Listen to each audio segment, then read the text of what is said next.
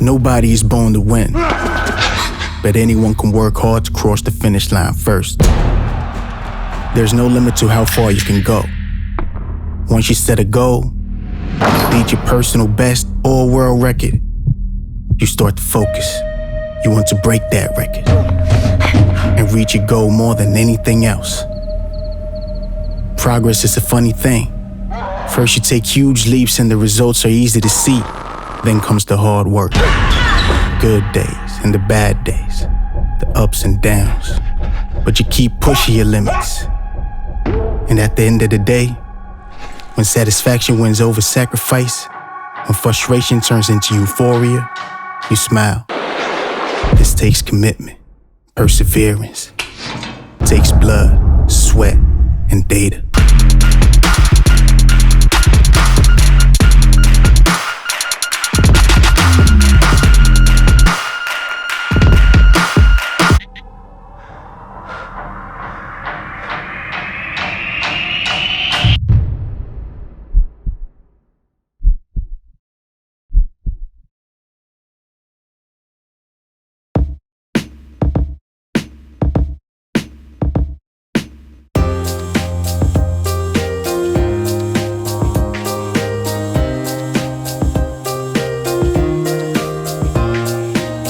So our relationship with Polar spans back even over 10 years when we first started using the software and the hardware to work with our athletes. During the off-season, we use Polar Team Pro to have our conditioning complement what we're doing during the season. It's helped us win games, stay healthier on the field. Like I said, eliminated those soft tissue injuries with some of our skill guys, which has kept those guys on the field longer. So it allows us to kind of look at the training load by position. We know what days are supposed to be our hard days of training, and we know what days are supposed to be our lighter days of training, and then ramp up for Saturday. As a coach, you're trying to organize the perfect practice. And after every Tuesday, Wednesday, Thursday, I will look and see, did the structure of the athlete meet what we wanted in that practice? I can call up Jason or one of our other strength staff members and find out what period was the disconnect. And I think that's so huge. And I think for our players, it became a source of pride, where I'm looking at the heart rate, the workload, the distance covered, really tangible things to make sure our practices are as good as possible.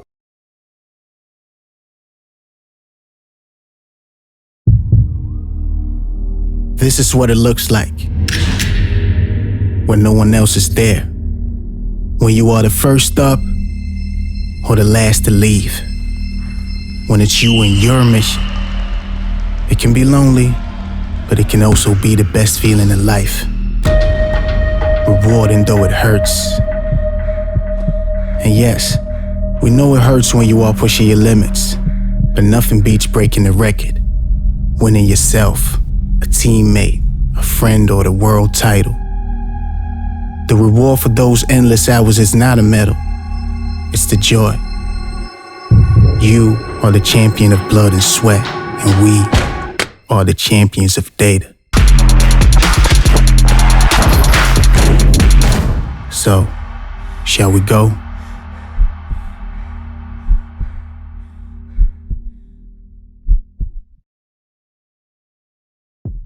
We win because we play and train as a team.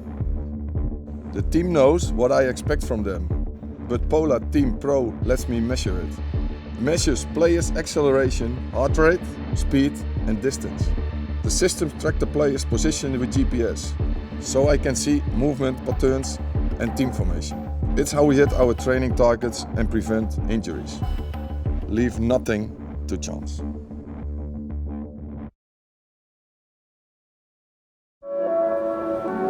What keeps me going are just new challenges and new goals that I still haven't done yet, that I still think I can do. For me, for a long time, the track and global championships on the track kept me motivated, but I've actually stepped up to the marathon, which is so different than the 5K and 10K that it feels like a whole new event. So that's kept me really motivated because it's so new and the challenges are so new. And yeah, as long as there's something that I want to do on the horizon, I feel really motivated to train every day. And hopefully I get some experience this year, and the long-term goal is to run the marathon at the 2020 Olympics. With running and racing, pain and suffering and stress come along with it, even though it's still an overall positive experience. You know, part of training is being comfortable with the pain being there and knowing how to manage it and knowing how to not panic when you feel it, but rather push through it. Once you figure it out in training, you can do it on race day, and it's a really powerful experience to say, okay, like, that hurt and I knew how to deal with it and I came out with a really good performance.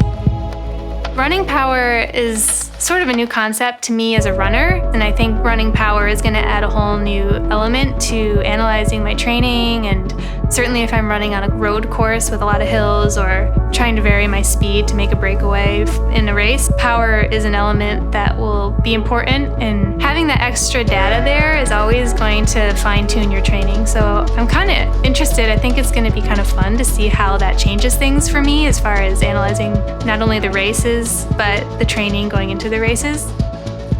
For me, I think the two things that I focus the most on with data are the heart rate and GPS pace. I use them both in the race and then after training and workouts to kind of tell me what level of effort I was putting into the workout and where my fitness lies, really. Typically, I analyze post-race data and workout data myself just against other similar workouts or similar times of year in the past and see if I'm on track for the times I want to hit and the races I want to hit now, see if I'm behind or ahead or what's going on. And it can kind of just point towards other things that I need to take care of. You know, if I look a little run down according to the heart rate data, maybe I have an illness or maybe I have just low iron or something that I can tweak in my body to make sure it's running optimally. So I look for signs like that compared to other workouts afterwards. As a professional athlete, I'm always trying to find that fine balance of the most training I can handle with enough recovery to let me do it again the next day and become stronger from it rather than tired. So that's the constant quest for me. It's pretty much run, recover, repeat.